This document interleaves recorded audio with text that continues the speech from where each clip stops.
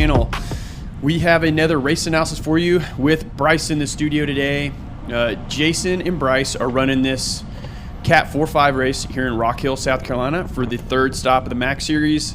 It's an awesome overcast day here in July, and we've checked up the track map. We've got a pretty strong wind in a couple sections. Bryce, I know before the race we were talking about, hey, like, it's hard to do in a 4-5 field, but practicing like some guttering tactics to like hurt the field and make people work so they can't hide in some drafts and stuff like that. But other than that kind of strategy trying to implement, what other things do you have going on during this race, and did you have any other tactics up your sleeve? Yeah, the main tactic that we discussed during this race was really just sit in. Don't do work until maybe towards the last 5 laps. Maybe that's when my nose can start hitting the wind, but until then, really be careful with any efforts, because last time, as we saw, I ran out of gas, and I don't want that to happen again. So the idea today was to sit in drafts until 5 to go, and then maybe do a break. Jonathan, who's right in front of me, we talked before the race, and that's what we discussed. Was maybe around 3 to 5 laps to go. We'll do a fairly hard breakaway, and we doubted that there would be anyone in the group capable enough to bring us back or organize a chase to bring us back. Yeah, and it's cool. We've got Jason in this race with you, but you guys aren't the biggest team. Supra team, they're in like a black, blue, and white kit. I believe they had 3 riders, and there was a couple other 2-man teams as well. So we're coming up in the middle of the first lap right here. You guys just caught a dude who went on a flyer from the gun. So yeah, you're not much is going on, and yeah, you guys aren't the biggest team like we have been here for our local race, which is nice. It kind of takes a lot of pressure off you and kind of puts it on some of these other teams to share the workload, especially stuff like that. But we're pushing onwards, guys. 60 minutes in, and yeah, Bryce, you mentioned you want to ride smarter, stay off the front more, because in the last race you got a little cooked. So you've been doing that for this first 15 minutes. Well, it's only a 30-minute crit, so in my opinion, you've done your job and done your part. Mm-hmm. Heart rate's low. I feel fresh, and like I said, I'm just looking to tire it out the field. So if there's anything that I can do to get the field to do a little bit of extra work, that's going to hurt them more than it's going to hurt me, that's perfect. And right here, free speed. This guy's putting in a digger on the downhill, which is 101, not what to do. And a headwind too, a strong headwind for today. Yeah, and as you just heard, I said, yeah, we have some separation here, and he just lets it dig. I mean, it's a full-out effort to get up that hill, and I really don't think that he knew that it completely rendered him useless, because he's going to get the top of the hill, he's going to be completely septic, he's going to be overloaded. So I'm going to catch him up here, and we're not going to see him the rest of the race. Yeah, you do a controlled effort right here just to slowly bring it back. The peloton's on your wheel. Yeah, I'm with you. I don't know what he was thinking right there, just to smash it on that transition and eat the headwind, eat the crosswind going up the hill, and then the peloton immediately comes around you. Jason's second wheel on this guy. And again, you do a great job of like coercing him to fill that gap for you, so you don't have to make that effort. Yep. But also too, there's like 15 guys behind you, and they don't come through, but you guys do a great job of like staying covered, staying off the front. Yeah, this entire race, that's what I was trying to do, is just stay smart, smooth, and out of the wind. Well, 6 to go right there. You just saw the arrow. We've got a guy off the front, a little flyer. This dude has a teammate in the break right here, and the pink socks is his teammate. So he's trying to put something together. From the sideline, it didn't look too threatening, and it's always tough, especially riding solo with a heavy wind like this on this course is always tough to go out and do. But everyone rides smart right here. You guys gain momentum, and you start trying to bring this guy back. Yeah, and it, like we've all discussed, there's a time to attack on this course, and if you're chasing, there's a time to chase back someone on this. So as someone who's a little bit of a bigger rider, I can take this momentum and just carry it through the hill. As you can see, I'm 35 miles an hour with 500 watts. I'm going to come out of this, and he's slowing down significantly. So once again, I can hurt this rider by keeping the pace up on the hill, so he now has to speed up in order to catch back onto the group or risk getting dropped.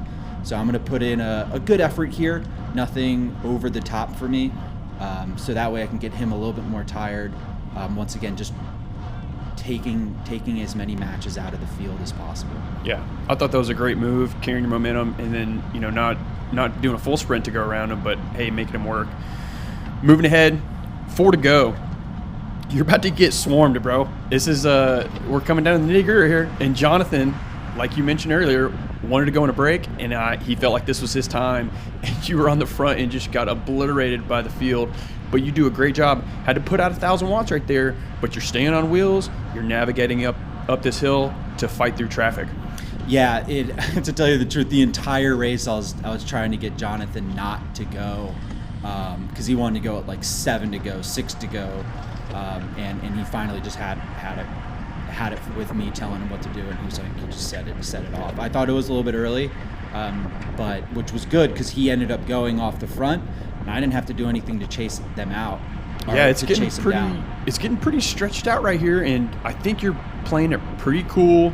I know it can be pretty anxious and nerve-wracking when someone goes off like that with only so many laps to go, but you do a good job moving up, finding your teammate's wheel, finding Jason, talking to him a little bit, letting him know, hey, I'm here, let's do this, let's work together, and honestly make some of these other guys do the work. And you can see how spread out it is. Like there's 1, 2, 3, 4 guys just in front of Jason. Well, Jonathan is way up the road, just right at the start-finish line now. Mm-hmm. And to tell you the truth, I know currently with my fitness where I was right there, I could chase him down, and I wanted to do it right there, but it wasn't the time. Like I said, if you read this course, there is a launching pad for chasing people down, and it's this downhill. I'm going to go down that hill a little bit faster than everyone else. So Jason lets me know, hey, now is the time to go. So I put down 700 watts, do my little effort to start my momentum down this hill, and I catch up with this second group pretty quickly. And then it's just up to me to chase him down. And like I said, this chasing people down, high wattage, kind of TT style stuff is right up my alley.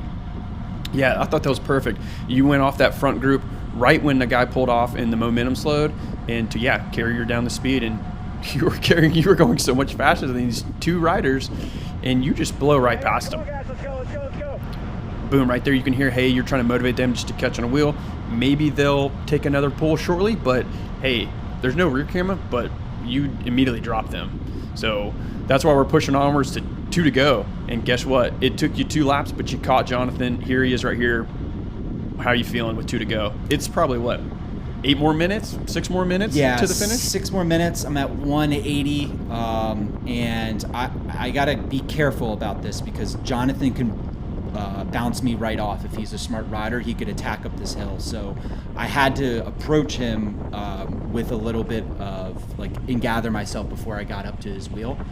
So now that we approached him, it seems like he is very tired, and now it's just kind of doing the work to keep the group together, or to keep this break alive. We got 2 to go. I'm motivated. I know he's motivated. So let's just start trading off pulls. I know where I excel in this course, and he knows where he excels in this course. So we're both going to start working together to kind of keep this break alive. Yeah, and you asked me right there how many more laps left. We've got the Peloton arrow right here to the left. You guys have a pretty good gap, man.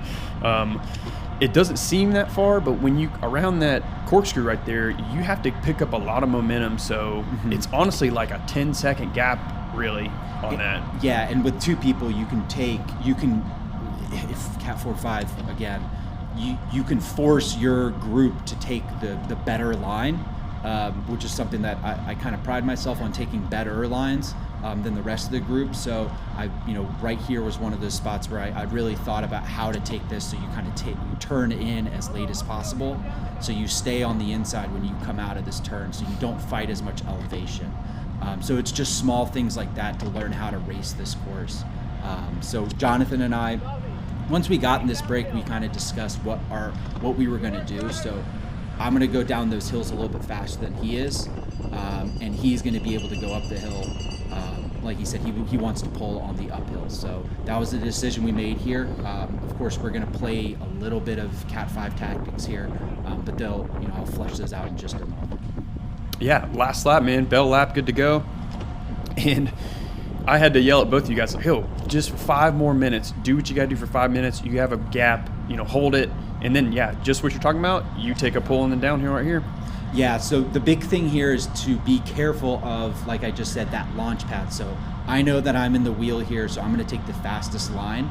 But you'll see after I take this, I need to be careful about him, like essentially attacking through. So what you'll see is I'll get to about the bottom of this hill and I'll rip off right. And the purpose of me doing that is to get his nose into the wind to slow his momentum down.